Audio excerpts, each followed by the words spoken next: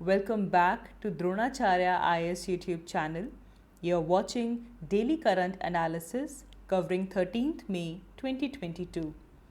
इस video lecture में हम आज के इम्पॉर्टेंट करंट अफेयर्स डिस्कस करेंगे. We're going to discuss SGRA black hole in Milky Way galaxy. After that, we'll cover the topic of rise in inflation in India. And then we'll see the IFPRI report on climate change and food system, followed by NATO, North Atlantic Treaty Organization, and then Pradhan Mantri Ujjwala Yojana. So let's begin with it. तो चलिए शुरुआत करते हैं. आज का हमारा पहला news article Sagittarius black hole के बारे में है. तो हमारी मिल्की वे गैलेक्सी से एक ब्लैक होल डिस्कवर हुआ है जिसे नेम किया गया है सैजिटेरियस ए, और इसे शॉर्ट फॉर्म में कुछ इस तरह लिखा जाता है. This is Sagittarius A. तो सबसे पहले तो ये पता होना चाहिए कि हमारी मिल्की वे गैलेक्सी के बिल्कुल सेंटर से ऑलमोस्ट हमें एक ब्लैक होल मिला है जिसका नाम है सैजिटेरियस ए. एंड इसकी जो इमेजेस हैं इसे रिवील किया है इवेंट होराइजन टेलीस्कोप फैसिलिटी ने. ये एक इम्पॉर्टेंट न्यूज़ है. नाउ इस न्यूज़ की अगर हम रेलेवेंस देखें तो अब एक तो ये हमारा GS paper 3 point of view से इम्पॉर्टेंट हो जाता है. हमारी मिल्की वे गैलेक्सी से एक और ब्लैक होल का मिलना, सैजिटेरियस ए की हम यहाँ पे बात कर रहे हैं. एंड क्योंकि ये स्पेस से रिलेट करता है तो जीएस पेपर 3 आ गया यहाँ पे. इसके अलावा इसकी रेलेवेंस आपको प्रीलिम्स में भी मिलेगी बिकॉज ऐसे डायरेक्ट क्वेश्चंस आपके प्रिलिमिनरी एग्जामिनेशन में आ जाते हैं. This comes directly under the topic of science and technology. तो सैजिटेरियस ए क्या है? ये एक ब्लैक होल है जो कि मिल्की वे गैलेक्सी से जिसकी इमेजेस आई हैं. किसने रिलीज़ की हैं, किसने रिवील की हैं? These images are revealed by the event horizon telescope. Event horizon telescope की बात करें तो this is collaboration of 300 researchers. And इसने ये जो ब्लैक होल है सैजिटेरियस ए, इसके जो ट्रू कलर्स हैं उन्हें रिवील किया है. So the image basically confirms that the object is indeed a black hole. ये एक black hole है. And यहाँ से बहुत ही valuable clues मिले हैं about the working of such giants, जो कि almost हर एक गैलेक्सी के सेंटर में हमें ऐसे black holes मिलते हैं. तो कुछ important clues मिले हैं जो कि इसकी working को समझा सकते हैं. Now ये जो new images reveal हुई हैं of the Sagittarius A black hole, तो यहाँ से हम क्या इंपॉर्टेंट फाइंडिंग्स कंक्लूड कर सकते हैं? सबसे पहली बात, ये जो इमेजेस हमें सैजिटेरियस ए की मिली हैं, ये रीअफर्म करता है that yes there are black holes in Milky Way galaxy. This supports the veracity of this conception that there are compact object at the center of our galaxy and it is indeed a black hole. After this, the important finding is that this supports the theory of relativity. Einstein की जो general theory थी, the theory of relativity, ये उसको support करता है because जो size है ring का ये जो कंफर्म करता है, जो प्रोडिक्शन जनरल आइंस्टाइन की जो जनरल थ्योरी है, थ्योरी ऑफ रिलेटिविटी, उसे ये कंफर्म करता है एंड देयरफॉर इस थ्योरी को और भी ज़्यादा स्ट्रेंथन ये करता है. नाउ एक और चीज़ यहाँ पे ध्यान देंगे दैट जो सैजिटेरियस ए की जो इमेजिंग हुई है, this is the second black hole जिसकी इमेजिंग हुई है. इससे पहले हमारे पास एक ब्लैक होल आया है. This black hole is major, present in major 87 galaxy, और इस ब्लैक होल को हम कह देते हैं M87. तो M87 की पहले इमेजिंग हो चुकी है. This is the second black hole जिसकी इमेजिंग हुई है. एंड जो सैजिटेरियस ए हमारे पास आया है, it is only 1000 the time of the M87. जो मेजर 87 गैलेक्सी में जो ब्लैक होल है उसके साइज़ के कंपैरिजन में सैजिटेरियस ए का जो साइज़ है it is only 1000 time. But जो रिंग है, जो दोनों ही ब्लैक होल्स की जो रिंग है वो काफ़ी ज़्यादा सिमिलर है एक दूसरे के साथ. M87 और सैजिटेरियस ए दोनों की ही जो रिंग्स हैं they are almost strikingly similar with each other. However Sagittarius A is 1000th time of the M87. ये कुछ पॉइंट्स आप याद रखेंगे, प्रीलिम्स पॉइंट ऑफ व्यू से इम्पॉर्टेंट हो जाता है. नाउ ये जो कोलैबोरेशन हुई है इससे जो हमारी कैपेसिटी है जिससे कि हम बाकी ब्लैक होल्स की भी जो इमेजिंग है वो और अच्छे से कर सकें, उसे एक बहुत बड़ा बूस्ट मिलेगा. This will improve our capacity to have better imaging of other black holes as well. And these black hole imaging would be would be of higher accuracy, and यहाँ पे जो मैग्नेटिक फील्ड्स जो associated होती हैं उसकी भी better study हो पाएगी. तो फर्दर इस कोलैबोरेशन से जो हमारी कैपेसिटी है वो इम्प्रूव होगी, वो बूस्ट होगी. Then the imaging of Sagittarius A was much more difficult than M87. Sagittarius A की imaging M87 जो कि फर्स्ट ब्लैक होल है जिसकी इमेजिंग की गई है उसके कंपैरिजन में ये काफ़ी डिफ़िकल्ट था. Reason being the smaller size. अभी हमने देखा कि जो हमारा SGRA है ये M87 का 1000th टाइम है. This was 1000th time the size of the M87.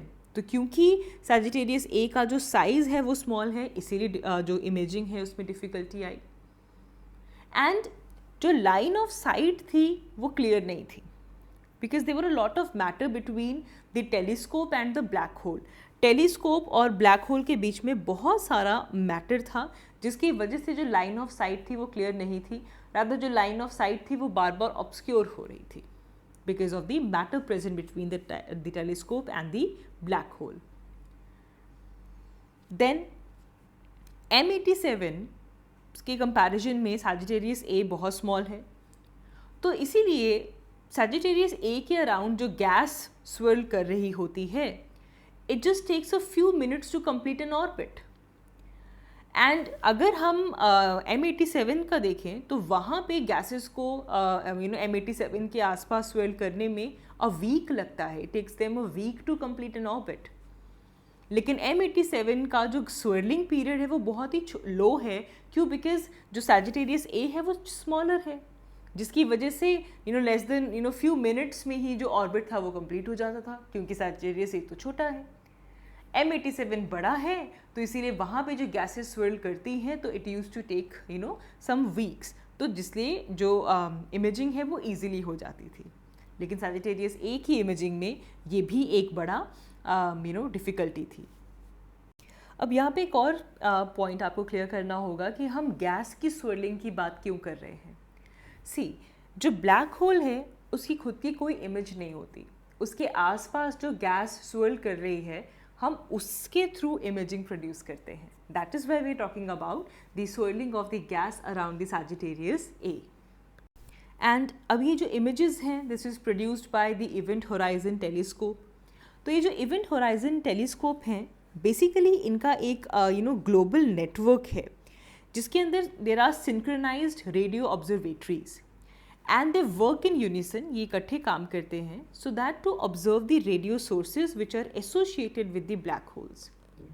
इसके लिए जो they use the angular resolution which is comparable with the event horizons. तो ग्लोबल नेटवर्क है पूरा रेडियो ऑब्जर्वेटरीज का जो कि रेडियो सोर्सेज जो ब्लैक होल से एसोसिएटेड हैं उसे ऑब्जर्व करते हैं. And all the these observatories they work in unison. Objective क्या है? ऑब्जेक्टिव ये जो हमारा इवेंट होराइजन टेलीस्कोप है इसे डिज़ाइन ही किया गया है for the imaging of black whole.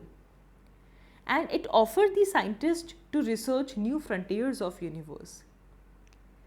जो टेक्नोलॉजी डिप्लॉय की गई है जो ऑब्जर्वेशंस की जाती है उसके लिए जो टेक्नोलॉजी यूज़ की जाती है it is called as very long baseline interferometry. This is very important from your prelims point of view. आपको ये पॉइंट्स क्लियर होने चाहिए कि जो टेक्नोलॉजी यूज़ की गई है that is very long baseline interferometry. This is the technology. And जो इवेंट होराइजन टेलीस्कोप है हमने कहा कि ये ग्लोबल नेटवर्क है. तो बेसिकली इसमें ग्लोबली 8 टेलीस्कोप्स आते हैं all around the world. And in 8 telescopes को मिलाकर this basically forms a earth size visual telescope. एक अर्थ के साइज़ के जितना विजुअल टेलीस्कोप बन जाता है अगर हम इन 8 जो टेलीस्कोप्स हैं इनकी रेंजेस को कंबाइन करें जिससे कि जो सेंसिटिविटी है और जो रेजोल्यूशन है दैट इज़ अनमार्केबल. तो देयर आर डिफरेंट कंपोनेंट्स. आप इस डायग्राम में भी देख सकते हैं. कोई आपके पास US में है, साउथ अमेरिका में है, एटाकामा में है, right. So there are these different 8 global network of 8 telescopes जिसको यूज़ करके ब्लैक होल की इमेजिंग की गई है. And we have talked about the M87. Event horizon ने पहली बार हिस्ट्री क्रिएट की थी 2019 में, जब इन्होंने फर्स्ट एवर इमेज जो ब्लैक होल की थी M87 की रिलीज़ की थी. सो M87 is a black whole जो कि गैलेक्सी मीजर 87 में सिचुएटेड है. It's a super giant elliptic Galaxy. And now milky Way Galaxy से मिला है सैजिटेरियस ए. नाउ इसके बाद लास्टली क्वेश्चन आता है that what are black holes. Black holes basically है क्या?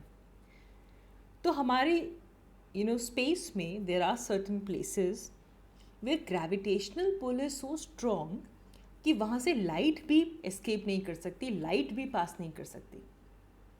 ग्रेविटी इतनी स्ट्रॉन्ग इसलिए है बिकॉज एक टाइनी सी स्पेस में बहुत ज़्यादा जो मैटर है वो स्क्वीज इन हुआ होता है. ग्रेविटेशनल पुल स्ट्रॉन्ग होने की वजह से लाइट भी वहाँ से पास नहीं कर पाती, इसलिए इसको कहा जाता है black hole. This can happen when a star is dying, that is the possibility. ना क्योंकि कोई लाइट यहाँ से पास नहीं कर पाती इसलिए they are invisible, so is the name black hole. तो हमें कैसे पता चलता है? तो जो स्पेस टेलीस्कोप्स यूज़ किए जाते हैं उसमें स्पेशल टूल्स होते हैं जिसकी हेल्प से ब्लैक होल्स को फाइंड किया जाता है. एंड इमेजिंग हमने अभी देखी ली. इमेजिंग कैसे होती है? ब्लैक होल के अराउंड जो गैसेस स्वर्ल कर रही होती हैं उनकी हेल्प से इमेजेस क्रिएट किए जाते हैं. नाउ इसके बाद नेक्स्ट क्वेश्चन जो आता है वो ये है कि how big are the black holes. See, black hole का साइज फिक्स नहीं है. Black holes can be big और स्मॉल. एंड साइंटिस्ट ये बिलीव करते हैं कि जो स्मॉलेस्ट ब्लैक होल्स हैं they are as small as just 1 atom.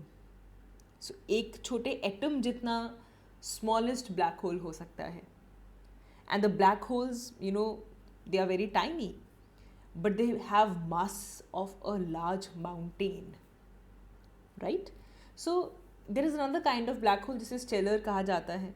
So the mass of these can be 20 times more than that of the mass of sun, right? तो ऐसे हमारे पास जो लार्जेस्ट ब्लैक होल्स हैं उनको सुपर मैसिव कहा जाता है. They have the mass of around more than 1 million suns together. तो एक छोटे एक एटम से लेकर 1 million suns together जितना मिलाकर सुपर मैसिव ब्लैक होल्स भी हो सकते हैं. जो SGRA ब्लैक होल है जो कि हमारे मिल्की वे गैलेक्सी के सेंटर में है, it is a super massive black hole. Yes, अभी हमने कहा कि M87 जो कि मेजर 87 गैलेक्सी में है उसके कंपैरिजन में 1/1000 साइज कम है. लेकिन गैलेक्सी में, हमारी मिल्की वे गैलेक्सी में अगर हम सिर्फ और सिर्फ सैजिटेरियस ए की बात करें तो इसका जो साइज़ है, इसका जो मास है वो पूरा का पूरा 1 million सन्स को मिलाकर सुपर मैसिव ब्लैक होल है. And it has mass equal to 4 million suns that will fit inside this large ball, and it can even hold few million earths as well. तो ये size है, ये मास है हमारे Sagittarius A black hole का. And lastly, let's understand how do black holes form. See, scientist ये believe करते हैं कि जो स्मॉलेस्ट ब्लैक होल्स हैं they were formed when the universe began. जब यूनिवर्स की शुरुआत हुई तब से ही जो स्मॉल जो ब्लैक होल्स हैं ये तभी से हैं. एंड जो स्टेलर ब्लैक होल्स हैं, स्टेलर ब्लैक होल्स कौन से होंगे? जो कि 20 times ज़्यादा हैं than the mass of the sun. These are made when the center of a very big star falls upon itself only. मतलब जब कोई स्टार कोलैप्स कर जाता है उस टाइम पे स्टेलर ब्लैक होल्स की फॉर्मेशन हुई होगी. क्योंकि जब स्टार कोलैप्स करता है तो it causes a supernova. Supernova basically क्या है? It is an exploding star. तो इसमें जो स्टार है उसके सारा जो उसका एलिमेंट्स हैं, जो मॉलिक्यूल्स हैं, सब कुछ स्पेस में ब्लास्ट ऑफ हो जाता है. एंड साइंटिस्ट थिंक कि जो सुपर मैसिव ब्लैक होल है जिसमें more than 1 million sun together आ सकते हैं, द लार्जेस्ट ब्लैक होल, ये साइमल्टेनियसली बने हैं. The time when the galaxies जब बनी हैं they were made simultaneously at the same time.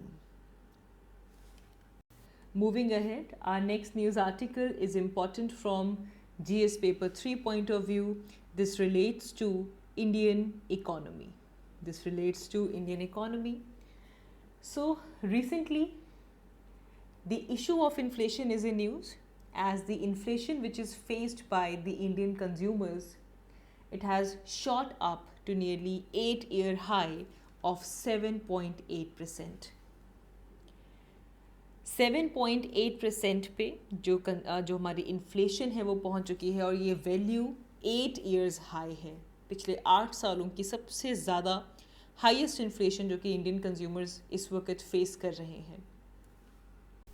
सो अप्रैल 2022 में ये रिकॉर्ड सेट हो चुका है of the this highest inflation. इससे पहले मई 2014 में ऐसी ही इन्फ्लेशन कंडीशन आई थी. And now the inflation is at 7.8%.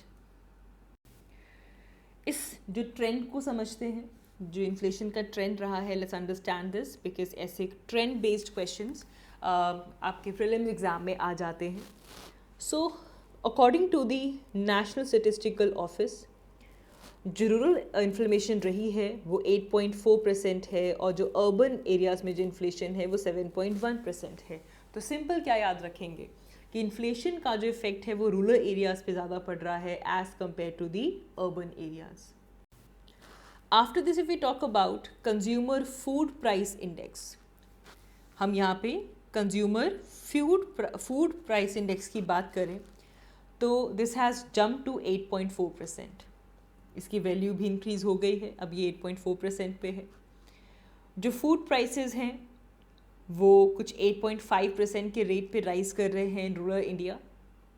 And जो सीरियल इन्फ्लेशन है that is also high, and this is mainly because of the higher wheat prices as well. तो food जो inflation है वो भी इंक्रीज़ हो गई है. यहाँ पे अगर हम फ्यूल और लाइटिंग की बात करें तो यहाँ पे भी इन्फ्लेशन है. This has high inflation of 10.8%. And यहाँ पे तो हमें कुछ टैक्सेस में रिडक्शन मिलनी चाहिए. जो ड्यूटीज़ हैं फ्रॉम द गवर्नमेंट उनको कट होना पड़ेगा, रिड्यूस होना पड़ेगा, ताकि जो प्रेशर है वो थोड़ा कूल ऑफ हो सके. Then if we talk about transport and communication, तो यहाँ पे भी इन्फ्लेशन 11% पे पहुँच चुकी है. एंड फूड और बेवरेजेस की बात करें so this inflation has also increased to 8.1%, and this is primarily because of the rise in vegetable inflation. Vegetable inflation increase होने की वजह से जो फूड और बेवरेजेस हैं वहाँ पे भी जो प्राइसेस हैं वो इंक्रीज़ हुए हैं. There is rise in the oil and fat, the prices of oil and fat as well. यहाँ पे भी इंक्रीज़ देखने के लिए मिला है. मीट एंड फिश की बात करें तो यहाँ पे हमारे पास थोड़ा सा कूल हुआ है, ये 9.6% से अब 7% पे पहुँच गया है. स्टेट्स की बात करें तो West Bengal, Madhya Pradesh, they have recorded the much higher rate than the national average. And यहाँ पे जो इन्फ्लेशन रेट रहा है दैट इज़ ऑफ 9.1%. एंड इसी के बहुत ही क्लोज है तेलंगाना और हरियाणा. यहाँ पे भी इन्फ्लेशन अराउंड 9% ऑब्जर्व की गई है. वेयर एज इंडिया में केरला और तमिलनाडु ऐसे हैं जहाँ पे लोवेस्ट इन्फ्लेशंस प्रेजेंट हैं. केरला में 5.08% और तमिलनाडु में 5.37%. अब यहाँ पे इन्फ्लेशन टारगेटिंग का पता होना चाहिए. RBI ने एक फॉर्मल रिव्यू पॉलिसी इंस्ट्रूमेंट किया था after 6 years. This was done, for the Urjit Patel report 2014 on inflation and use of inflation targeting. And the primary goal of it was to contain the inflation at 4% within the allowable range of 2 to 6%. हम चाहते हैं कि inflation 4% पे रहे ±2%. मतलब maximum range 6, minimum 2. तो primary goal जो Urjit Patel report का जो था दैट वाज कि इस तरह से मॉनेटरी पॉलिसी बनाया जाए कि कंट्री की जो इन्फ्लेशन है वो एवरेज 4% पे रहे, बट उसको कैप दे दिया गया ऑफ ±2%. नाउ अगर हम मेन कॉजेज़ देखें कि इन्फ्लेशन के मेन कॉजेज़ क्या हैं, तो सबसे पहले मॉनेटरी पॉलिसी के रोल को डिस्कस करते हैं। See monetary policy determines the supply of currency in the market.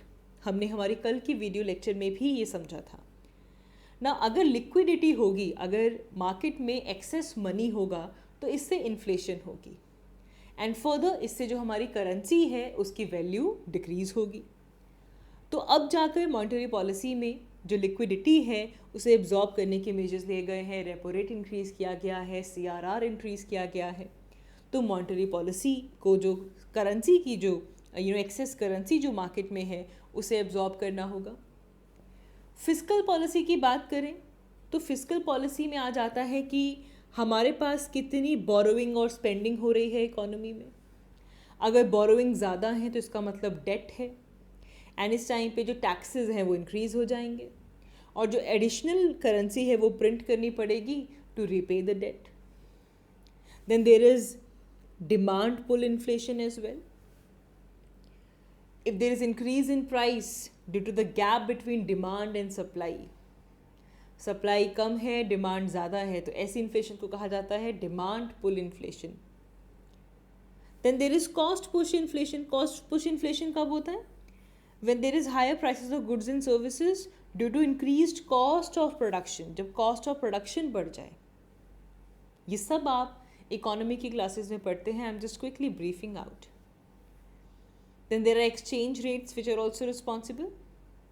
अच्छा, अब अगर हम exchange rate क्या करता है? This gives us the exposure to the foreign markets based on the dollar value. And exchange rate fluctuate करती रहती है और इसका भी impact rate of inflation पे पड़ता है. And then if there is gap between demand and supply, if there is high demand and low production or low supply, तो इससे एक demand और supply का gap create हो जाएगा. अब supply कम है, demand ज़्यादा है, तो डेफिनेटली जो प्राइसेस हैं वो इंक्रीज़ होंगे। तो these could be the possible causes of high inflation.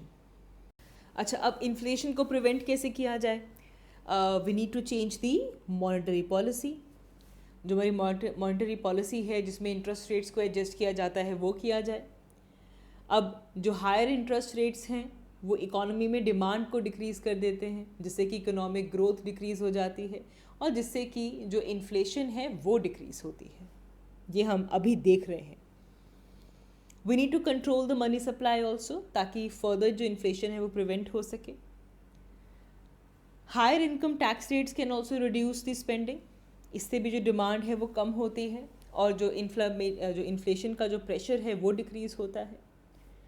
हमें इस तरह की पॉलिसीज़ को इंट्रोड्यूस करना होगा जिससे कि हमारी इकोनॉमी की एफिशिएंसी बढ़े, हमारी इकोनॉमी की कॉम्पिटिटिवनेस बढ़े, so that this helps in reducing the long term cost. Invest in long term investment. When it comes to long term investment, so spending money now for investment can allow you to benefit from inflation in the future. Then you also read in economy that inflation could lead to economic growth as well. So it can be the sign of rising demand. Inflation can further lead to increase in cost. Now, ये क्यों होगा? Because the workers will demand the increase of wage to meet the inflation. एक cycle शुरू हो जाएगा.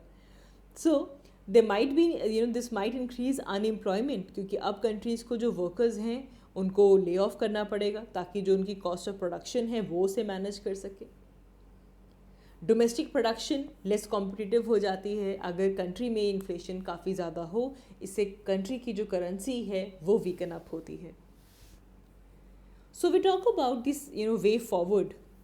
तो India is facing these challenges. We need to face all of these challenges through the position of strength. And ये strength हमें build करनी होगी by broadening the vaccine coverage, financial sector resilience, robust export, remittances, fiscal reprioritization, ताकि जो capital spending infrastructure पे हो रही है उसे स्पर किया जा सके। We need to spur the private investment. ये एक काफ़ी बड़ा थ्रस्ट एरिया है जिससे कि ग्रोथ जो है वो सस्टेन की जा सकती है on durable basis. Now the third wave seems to be behind. Now see there is removal of all the curbs.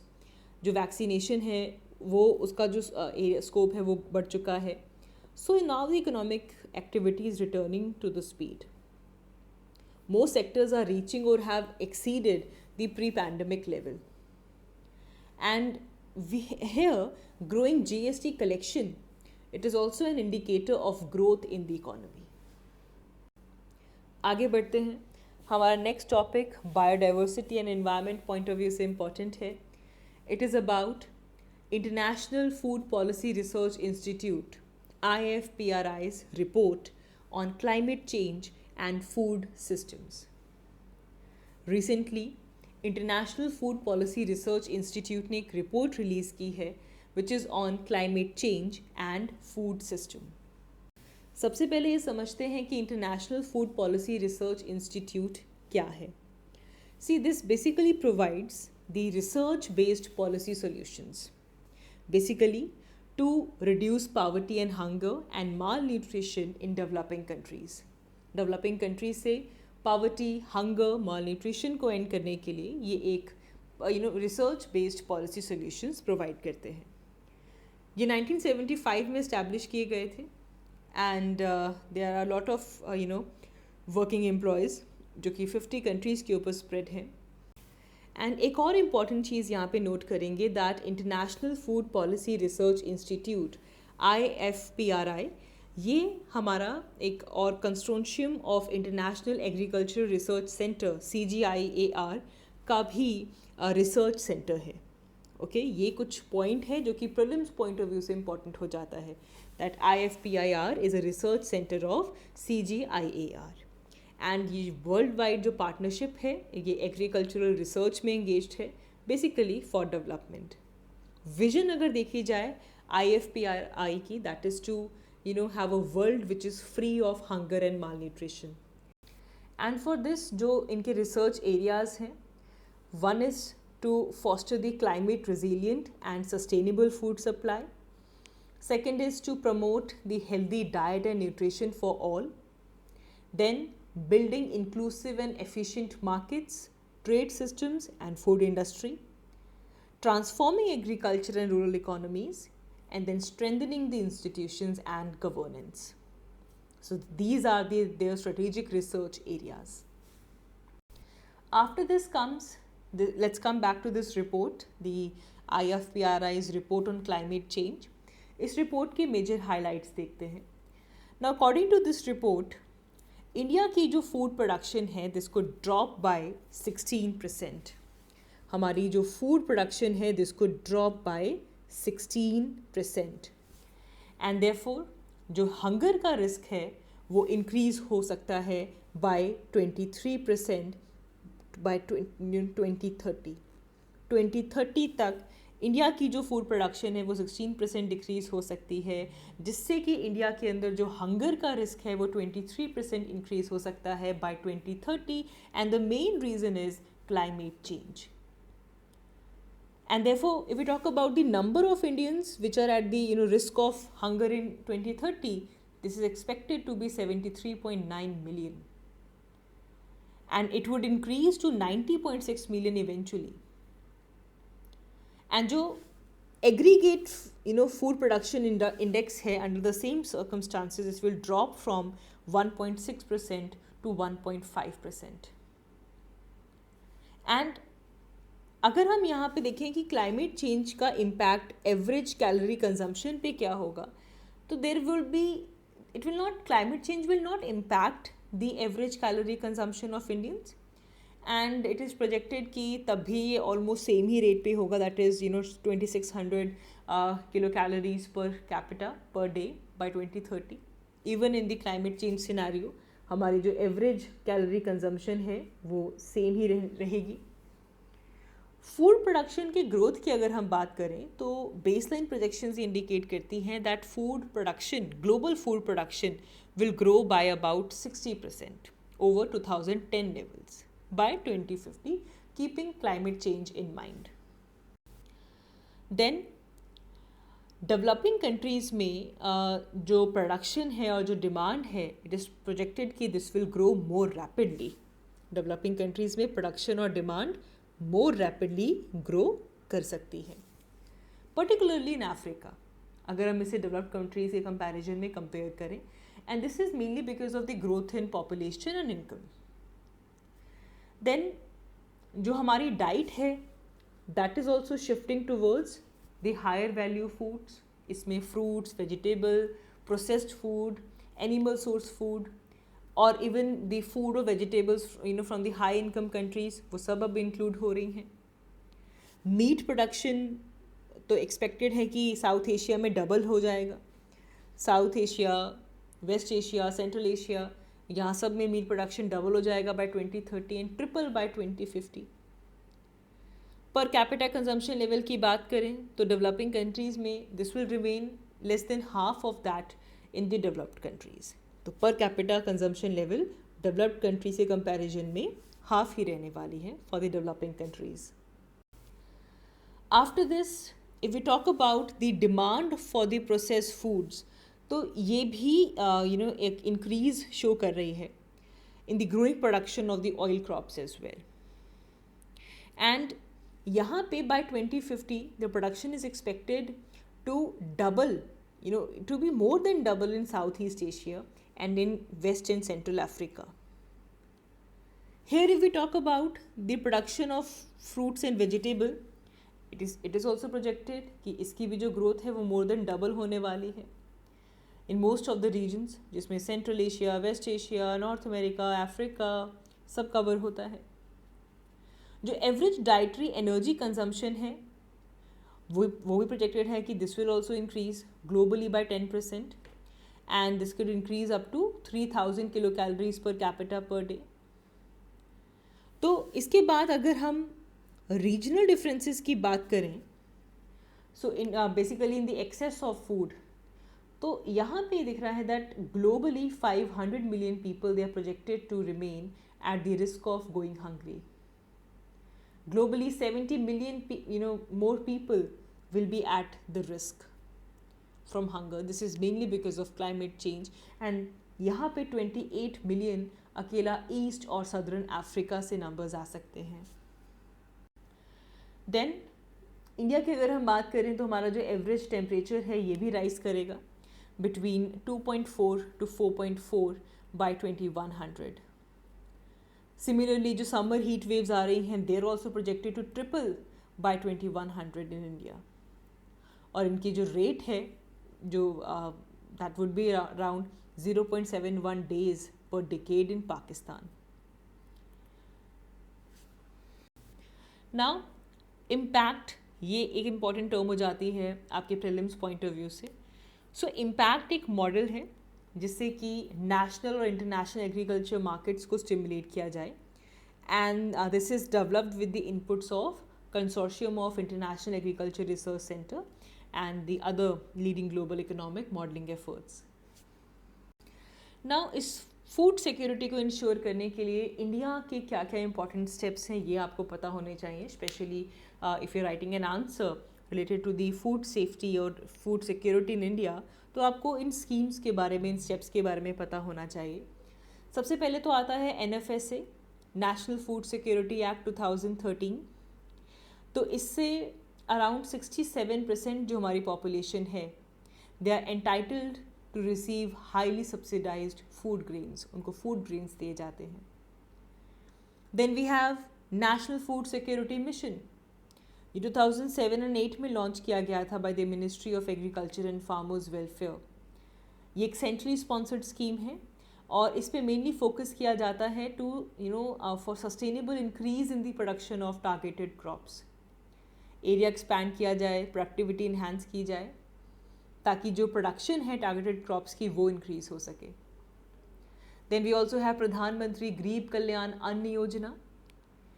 तो the Department of Food and Public Distribution, they started the implementation of this प्रधानमंत्री गरीब कल्याण अन्न योजना for 3 months. जब Covid आया था अप्रैल मई जून 2020, तब ये रिलीज हुआ था and then it was extended for further period. This scheme was part of Atmanirbhar Bharat to supply free food grains to migrants and poors. So इस स्कीम के तहत 5 kg वीट और राइस दी जाती थी एंड 1 kg पल्सेस दी जाती हैं हर महीने and this is given free of cost to the poors. इससे ये इंश्योर किया जाता है that there is sufficient food for poor and needy in the scenario of this COVID-19 situation. Then we also have One Nation, One Ration card. This was also rolled out by the Ministry of Consumer Affairs, Food and Public Distribution in 2019. इनको 4 states में pilot basis पे इसे launch किया गया था. And this is the aim of the One Nation and One Ration card is to ensure that there is hassle-free delivery of the subsidized food grains to all the migratory benefactors.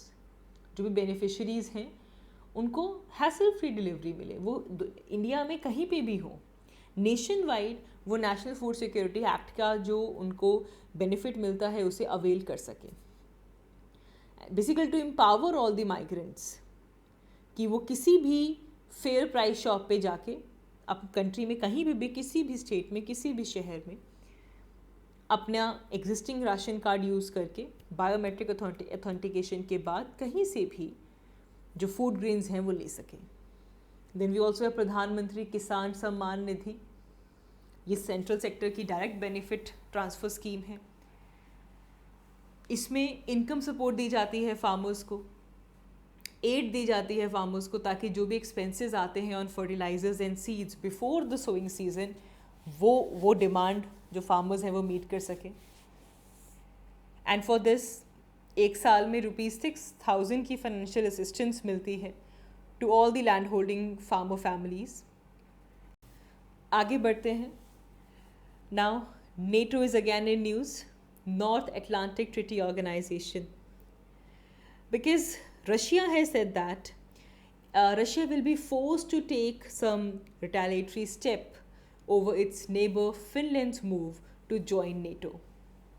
So Finland is, saying that Finland will join NATO, and in response to this, Russia has said that they will be forced to take some retaliating step against this. तो यहाँ से अभी आप Russia Ukraine war देख रहे हैं, तो इसमें भी एक बड़ा फैक्टर यही आ रहा है कि Ukraine wanted to be part of NATO, and now Finland wants to be the part of NATO, and अब इसके लिए भी रशिया ने कहा है कि अगर ऐसा होता है तो Finland will have to face some retaliating steps from Russia. तो यहाँ से North Atlantic Treaty Organisation NATO 1949 में इस्टेब्लिश हुई थी. इसके कुछ पॉइंट्स इंपॉर्टेंट हैं. ये टॉपिक काफ़ी इंपॉर्टेंट हो जाता है प्रीलिम्स पॉइंट ऑफ व्यू से भी. तो नेटो को 1949 में इस्टेब्लिश किया गया था और नेटो का हेड क्वार्टर ब्रसेल्स बेल्जियम में है. याद रखेंगे, the headquarter of NATO is in Brussels Belgium, and India is not a member country of NATO. This is very clear to us. अब नेटो बेसिकली है क्या? ये एक इंटर गवर्नमेंटल मिलिट्री अलायंस है. इसे वॉशिंगटन ट्रीटी भी कह दिया जाता है. This military alliance is between 30 countries all across the world, and इसमें मेनली यूनाइटेड स्टेट्स, कनाडा, कुछ वेस्टर्न यूरोपियन नेशंस आते हैं. And this basically provides collective security against Soviet union. Soviet union के अगेंस्ट एक कलेक्टिव सिक्योरिटी प्रोवाइड करने के लिए ये एक इंटर गवर्नमेंटल मिलिट्री अलायंस बनाया गया. मेंबर्स की बात करें, there are 30 countries: Poland, Hungary, Czech Republic. These joined NATO in 1999. Then followed by Bulgaria, Romania, Slovakia, Slovenia, Estonia, Latvia, Lithuania, and then Albania, Croatia, Montenegro, Macedonia. All of these countries became the member of NATO, and now the membership is to the 30 countries. Then comes the objective. Now objective क्या है? The NATO is committed to peaceful resolution of dispute. और अगर diplomatic efforts fail होते हैं, then it has the military power to undertake the crisis management operation. तो पहले तो diplomatic efforts किए जाएंगे, but अगर ये fail हो जाती है, then they will use the military power. Political objective अगर हम देखें तो NATO says that it promotes the democratic value. It enables the members to consult, cooperate on defense and security related issues. कोई भी defense and security का issue आता है तो उसको discuss किया जाए, so that security related जो problems हैं उनको solve किया जा सके और एक trust build up हो. And इससे basically conflicts जो हैं वो प्रिवेंट हो सके. And the most important thing is NATO treaty में आर्टिकल 5 बहुत इम्पॉर्टेंट है, विच सेज दैट कि अगर हमारे पास नॉर्थ अमेरिका और यूरोप, जहाँ से मेनली जो कंट्रीज़ नेटो के मेंबर हैं, अगर उनमें किसी भी मेंबर कंट्री के ऊपर कोई भी अटैक होता है तो इसे माना जाएगा कि सभी नेटो मेंबर कंट्रीज़ के ऊपर अटैक हुआ है. So if one member of the alliance is attacked, it is to be considered as an attack on all the members, and this put the Western Europe under the nuclear umbrella of United States. This is the provision of Article 5.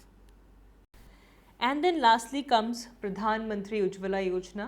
ये GS paper 2 point of view से important हो जाती है. ये scheme important है. It's an important government policy.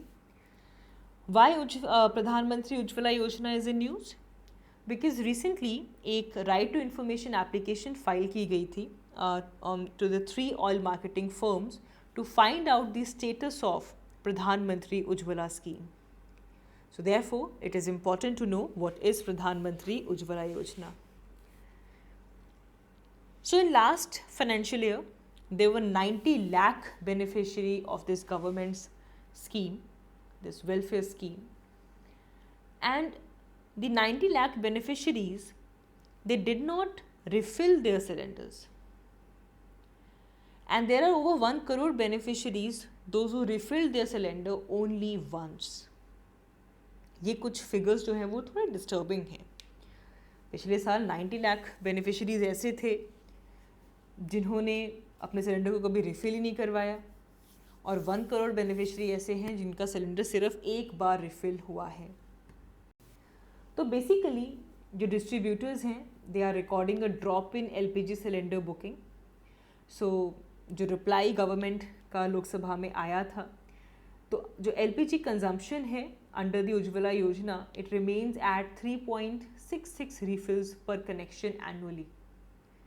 तो annually 3.66 refills का ही हमारे पास फिगर आता है. एंड डिस्ट्रीब्यूटर्स LPG सिलेंडर की बुकिंग में रिकॉर्ड देख रहे हैं. नाउ यहाँ पे कोविड-19 पैंडमिक का भी इफेक्ट है. And government provided for 3 free of cost LPG refills कि जो भी प्रधानमंत्री उज्ज्वला योजना के बेनिफिशरीज़ हैं, अप्रैल 1, 2020 से कोविड-19 को देखते हुए उनको 3 फ्री रिफिल्स मिलेंगी of LPG. And then this was extended to December 31st, 2020. देन अगर हम कमर्शियल LPG की बात करें तो कमर्शियल LPG के प्राइसेस इंक्रीज़ हुए हैं, एंड इनके प्राइसेस इंक्रीज़ होने की वजह से भी जो डिमांड है वो डिक्रीज़ हुई है. नाउ आफ्टर दिस प्रधानमंत्री उज्ज्वला योजना इटसेल्फ बिकम्स इम्पॉर्टेंट. आपको पता होना चाहिए कि that this is the scheme of ministry of petroleum and natural gas. And इस स्कीम के अंदर बेसिकली जो LPG कनेक्शंस हैं वो प्रोवाइड किए जाते हैं below poverty line house holds की विमेन को. तो जो below poverty line house holds हैं उनके विमेन मेंबर को LPG कनेक्शन दिया जाता है. ये 2016 में ओरिजिनली लॉन्च की गई थी by prime minister of India. And तब 2020 में जो टारगेट था that was to realise 8 crore connections. लेकिन ड्यूरिंग दिस जो टारगेट था LPG कनेक्शंस का वो 5 करोड़ विमेन मेंबर्स तक पहुंचा of the below poverty line household. फिर इस स्कीम को एक्सपैंड कर दिया गया 2018 में to include the women beneficiaries from 7 more categories. पहले सिर्फ BPL था, फिर SC, ST, PMA, हमारी जो अंत्योदय योजना है, इन सब को यहाँ पे इंक्लूड किया गया. जो मोस्ट बैकवर्ड क्लासेस हैं, tea gardeners, forest dwellers, islands, यहाँ सब पे स्कीम को ले जाया गया. And then the target was revise to 8 crore LPG connection. अभी तक सो फार 9 करोड़ कनेक्शंस हैं under Pradhan Mantri Ujjwala Yojana. This has been released and the target was achieved in 2019, which is 7 months ahead of the target date. But recently 2021 and 2022 में प्रधानमंत्री Ujjwala Yojana 2.0 launch किया गया था. And यहाँ पे जो प्रोविज़न है that is to release of the additional 1 crore connections as well. Therefore Pradhan Mantri Ujjwala Yojana 2.0 भी पता होना चाहिए, the second version of it. तो अब इसमें 1 करोड़ और कनेक्शंस देने हैं। तो इससे क्या होगा कि जो फ्री एलपीजी कनेक्शंस हैं वो लो इनकम फैमिलीज़ तक पहुँचे, जो कि प्रधानमंत्री उज्ज्वला योजना का जो फर्स्ट फेज़ था इसमें कवर नहीं हो पाए हैं। इसमें और भी बेनिफिट्स इंक्लूडेड हैं, जैसे कि जो फर्स्ट रिफ़िल है वो मिलेगा, हॉट प्लेट मिलेगी free of cost to the beneficiaries. The enrolment procedure will require minimal paper work now. अब इसमें जो माइग्रेंट्स हैं उनको अपने राशन कार्ड और आधार प्रूफ सबमिट करने की ज़रूरत नहीं होगी। सेल्फ डिक्लेरेशन चलेगी for family as well as the proof of address. Then this is basically gonna help the prime minister's vision of universal access to LPG. Objectives और significance की बात करें तो सबसे पहले तो उसका हेल्थ बेनिफिट बहुत है। इससे हेल्थ हज़ार्ड डिक्रीज़ होता है, बिकॉज वी आर कुकिंग जब आप कंपेयर करते हैं with the cooking which is based on burning of fossil fuel. WHO भी एस्टिमेट करता है कि अराउंड 5 लाख डेथ इंडिया में होती हैं because of the unclean cooking food. Women empowerment के लिए बड़ा इंपॉर्टेंट टूल है। Womens are saved from danger of collecting woods by going to the long distances, hiking the long places. Socio economic benefit इस scheme से होगा। जो productive activities हैं, जो विमेन के नाम पे जो कनेक्शन मिल रहा है, इसके सोशो इकोनॉमिक बेनिफिट्स हैं। विमेन एम्पावरमेंट यहाँ से बढ़ रही है। इन्वायरमेंटली देखा जाए तो लेस पोल्यूशन जनरेट होगा because of fuel burning. But then there are of course challenges. जो इनिशियल कॉस्ट है वो हाई है। There is no support by the government in refilling the stage. तो बाद में जो poor population है they pay more. There are administrative concern. There are some data discrepancies in Aadhaar as well. Logistics में भी fault है। Last mile connectivity नहीं है। Filling plants नहीं है rural areas के अंदर। And despite having LPG, people still use wood to save cost. तो अल्टीमेटली हमें जो सप्लाई चेन है उसे स्ट्रेंथन अप करना होगा। We need to make sure कि जो एलपीजी है वो अफोर्डेबल रहे, अवेलेबल रहे, और इसको लेकर जो अकाउंटेबिलिटी है वो बनी रहे। So that is all for this video. आज की इस वीडियो के लिए इतना ही। हमने आज के जो इम्पोर्टेंट करंट अफेयर्स थे उन्हें यहाँ पे डिस्कस किया। Thank you so much for watching this video. I will see you all in my next one. Thank you.